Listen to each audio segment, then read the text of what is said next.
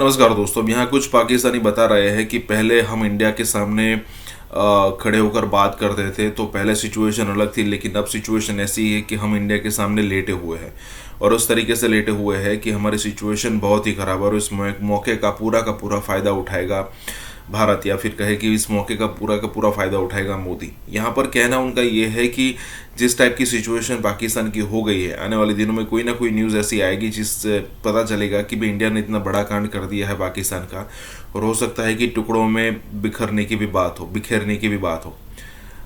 पाकिस्तान पहले भी 1971 में, मतलब आज से 50-55 साल पहले, 52-53 ईयर्स पहले डिवाइड हो चुका है। आज का बांग्लादेश और आज का पाकिस्तान अलग अलग है, पहले दोनों एक हुआ करते थे।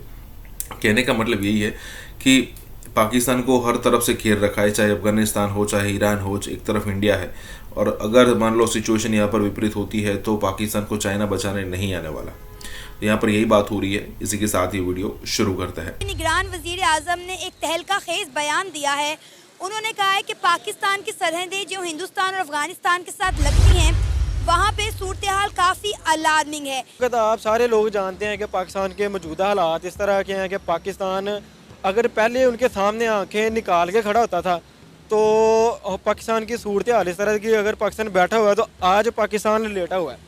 और मोदी के लिए ये एक बहुत अच्छा मौका है। मोदी इस मौके को ज़ाया नहीं कर। रात चुगनी पस्ती का शिकार होता चला जा रहा है। कोई ऐसा क्राइसिस नहीं है, कोई ऐसी बुरी खबर नहीं है जो पाकिस्तान से ना किसी भी हवाले से हो, चाहे वो इकोनॉमी के हवाले से हो, चाहे वो इंसानी हकूक के हवाले से हो, चाहे वो मुसलमानों के अपने हकूक के हवाले से हो, किसी भी हवाले से पाकिस्तान से कोई अच्छी खबर नहीं आ रही। जैसा कि आप सब जानते हैं कि कुछ दिन पहले मकबूजा कश्मीर में एक दहशतगर्दी का वाकया पेश आया, जिस पे इंडिया ने इल्ज़ाम आयद किया कि ये पाकिस्तान का किया धरा है। उसके बाद से ही इंडिया और पाकिस्तान के बॉर्डर्स पर टेंशन देखने को मिल रही है, जिसपे पाकिस्तान के निगरान वजीर आजम ने कहा है कि अब वक्त आ गया है कि हम इनकाउंटर करें। मौलवी कह रहा है कि इंडिया का बॉर्डर खोल दो, हमें इंडिया भेज दो। ये मौलवी कह रहा है। आपके जो मुसलमान हैं वो आपके इस नजरिए से इतना तंग आए हुए हैं कि वो भी इस मुल्क से अरे इंडिया डिफेंस सेक्टर में पाकिस्तान से आगे ही है। कितने वो जंगी बहरी बेड़े बना रहा है, नए नए मिसाइल लॉन्च कर रहा है, नई नई टेक्नोलॉजीज दरियाफ्त कर रहा है। आपने आज तक अपने डिफेंस सेक्टर में कितनी टेक्नोलॉजीज पर खुद काम किया है? फॉर्चुनेटली आज की बुरी खबर ये है कि तालिबान जो है ये फ्रीडम फाइटर्स हैं, तो जो हरकतें हम उनके साथ करते रहे, तालिबानों को पालते रहे, अमेरिका के साथ डबल गेम खेलते रहे, जो हरकत हम करते थे तोरापोरा के इलाके से कि अमेरिका वहां पे बैठा हुआ था तो वो तोरापोरा से पाकिस्तान में आ जाते थे, तो कुर्द तालिबान पाकिस्तान में आ जाते थे। अमेरिका कहते थे ये आप क्या कर रहे हैं, तो फिर यहाँ से जाके अफगानिस्तान में हमले करते थे। तो अमेरिका के लिए जो हमारे लिए गुड तालिबान थे वो अमेरिका के लिए बैड तालिबान थे।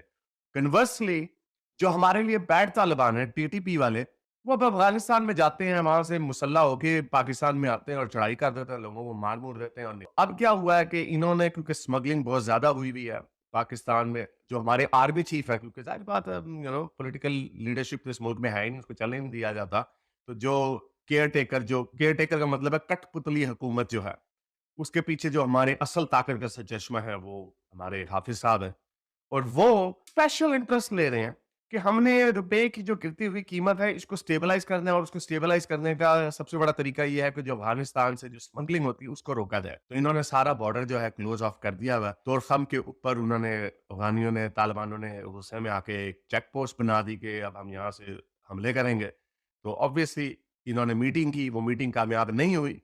तो जिनकी उम्मीद करते थे कि जब अमेरिका चला जाएगा, गनी हुकूमत चली जाएगी, तो फिर पाकिस्तान फ्रेंडली गुड तालिबान आ जाएंगे। गुड तालिबान आ गए, लेकिन बैड तालिबान भी साथ ही आएंगे, क्योंकि कोई उल्लू का पट्टा ही होगा जिसको ये आज तक समझ नहीं आएगा, क्योंकि ये इस्लामिक मिलिटेंसी है। चाहे वो गुड तालिबान हो या बैड तालिबान हो, वो पाकिस्तान के इस्लाम को नहीं मानते। चाहे हमारे हाफिज साहब जितनी मर्जी कलमे पढ़ लें, जितनी मर्जी आयतें पढ़ लें और हदीसें सुना दें और कहे कि मैं बहुत बड़ा हाफिज हूँ, इससे वो आपके इस्लाम को नहीं मानते। वो पाकिस्तान की धज्जियां उड़ाने पे यकीन रखते हैं। मुबीन, पाकिस्तान के निगरान वजीर आजम ने एक तहलका खेज बयान दिया है। उन्होंने कहा है कि पाकिस्तान के जो सरहदें अफगानिस्तान और हिंदुस्तान के साथ लगती हैं, वहाँ पर सूरत हाल दिन ब दिन ख़राब होती जा रही है। क्या कहेंगे? पाकिस्तान के पहले इंटरनल हालात बहुत ख़राब थे, अब हमारी बॉर्डर की सिचुएशंस भी काफ़ी ख़राब हो गई हैं। देखिए जी, सबसे पहले तो जो मोदी है वो बहुत सियासी बंदा है। अच्छा। उनके जो वो ज़्यादा फ़ायदा उठाते हैं हमारे इंटरनल हालात का। और इस वक्त आप जानती हैं कि पाकिस्तान में भी इलेक्शन का दौर है और इंडिया में भी इलेक्शन का दौर है। और जो मोदी है वो सियासी बंदा है, वो हमेशा एक ही उसके पास कार्ड है, वो पत्ता जो खेलता है मुसलमानों के खिलाफ खेलता है।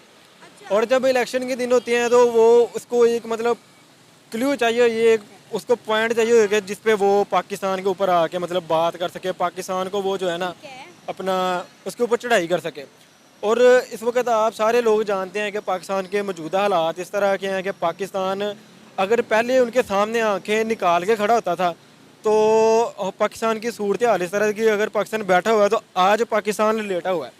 और मोदी के लिए ये एक बहुत अच्छा मतलब मौका है, मोदी इस मौके को ज़ाया नहीं करेगा। किस दुनिया में रह रहे हो? मैं इसी दुनिया में रह रहा हूँ जिस दुनिया में खान साहब ने हमें मतलब एक जीने का और एक सियासत का जो है ना वो जज्बा दिया और बताया कि हकीकी सियासत क्या है और सियासत होती क्या है। नरेंद्र मोदी ने, इंडिया के जो लीडर हैं, उन्होंने जितनी डेवलपमेंट कर दी है ना, वैसे भी अगला टेन्योर उनका ही आने वाला है। उनको ये मुस्लिम कार्ड प्ले करने की, पाकिस्तान के खिलाफ नारेबाजी करने की और इस तरह के होशियत कंडे अपनाने की मेरा नहीं ख्याल ज़रूरत पेश आएगी। हाँ, अगर पाकिस्तान के सियासतदान इस तरह के बयान दें तो समझ आते हैं। देखिए जी, मैं आपको जैसे बताया है कि जो मोदी है ना वो बहुत एक सियासी बंदा है। अगर किसी ने सियासत सीखनी है तो जरदारी के बाद मैं कहता हूँ कि मोदी जी से सीखें। हाँ, नहीं, वो बड़े अच्छे सियासतदान हैं, बड़े अच्छे लीडर हैं। आप देखें वो अपने मुल्क को कहाँ से कहाँ ले गए हैं, चांद पर पहुँच गए हैं, सूरज पर जा रहे हैं, G20 का समिट करवा रहे हैं, दुनिया भर के दौरे कर रहे हैं। वाकई में उनसे सियासत सीखनी चाहिए। बिल्कुल जी, मोदी ने जो काम किए हैं, देखें हर चीज़ का एक अच्छा व्यू भी होता है और एक मतलब बैक भी उसकी होती है, good and bad. Good and bad.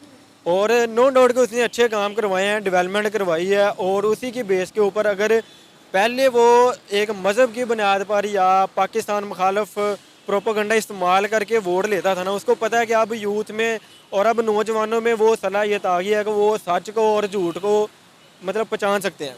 तो अब वो कार्ड इतना नहीं खेल सकता और अब उसने जो नौजवान लीडर हैं उनको मतलब जो चीज़ चाहिए वो उनको जॉब दे रहा है, वो आईटी में उसको मतलब लेके चाह रहा है, वो डेवलपमेंट कर रहा है। वो चांद पे गए हैं, अब सूरज पे भी उनका वो मतलब वो मिशन चला गया जो उसकी मतलब जांच पड़ताल कर रहे हैं। और इसी तरह जी समिट का जो आपने कहा इजलास वो भी इधर हुआ है और नो डाउट के वो उनकी जो मतलब इकोनॉमी है वो इमर्जिंग है, टॉप 10 में 20 में आ रही है उनकी इकोनॉमी। और मतलब अब उनको इस कदर ज़रूरत तो नहीं पड़ेगी, लेकिन एक जो सियासत होती है ना, सियासत के लिए जिस तरह आप खान साहब को देख लें, खान साहब की सियासत थी कि पहले मतलब खान साहब इतना शोर थे कि उनको लगता ही नहीं था कि मेरी हुकूमत गिरेगी। और मोदी जी है, मोदी जी जितना मर्जी डेवलपमेंट का काम करवा रहे हैं, लेकिन बैक एंड पे जो है ना उनको वो पता इस्तेमाल करेंगे क्योंकि वो खालिस्तान में ये मसला सारा इसलिए पेश आया है कि मकबूजा कश्मीर, जिसे जम्मू कश्मीर भी कहा जाता है, वहाँ पर एक दहशतगर्दी का वाक़या पेश आया है जिसमें इंडियन आर्मी के 3 नौजवान और कई पुलिस एहलकार अपनी ज़िंदगी की बाजी हार गए हैं। इंडियन आर्मी का कहना है कि इसमें पाकिस्तान मुलव्विस है, जिसकी वजह से इस वक्त बॉर्डर पर सूरत हाल ख़राब हो गई है। देखिए जी, उनके तो जो आप बता रही हैं 2 या 3 हैं, तो उन्होंने इस बात को बढ़ा चढ़ा के लिया है। और आप ये तो देखें ना, वहाँ से कर्फ्यू जब से लगा हुआ है उधर, तो कितने हमारे मुसलमान बेगना। कर्फ्यू नहीं है, कोई कर्फ्यू नहीं है। मैंने सारा जम्मू कश्मीर की वीडियोस देखी हैं, वहाँ के लोगों के इंटरव्यूज़ देखे हैं, कुछ भी नहीं है जो आपको बताया जाता है, ऐसा कुछ भी नहीं है। देखिए जी, अब तो जिस तरह के हालात हो चुके हैं, आपको भी पता है कि ये कौन जो ऊपर बैठे हुए हैं, जो 2-4 बंदे हैं जी, नाम तो नहीं लूँगा, मतलब जिसकी वजह से ये सारा सिस्टम ख़राब हुआ है। और अब मेरे ख्याल में मुझे भी यही लगता है कि जिस तरह पाकिस्तान के अंदर यूथ के ख्यालात बदल गए हैं, तो आई थिंक जो जम्मू वाले हैं उनके ख्यालात भी पाकिस्तान के बजाय मतलब बदल गए होंगे और वो हमसे बेहतर ज़िंदगी गुजार रहे होंगे।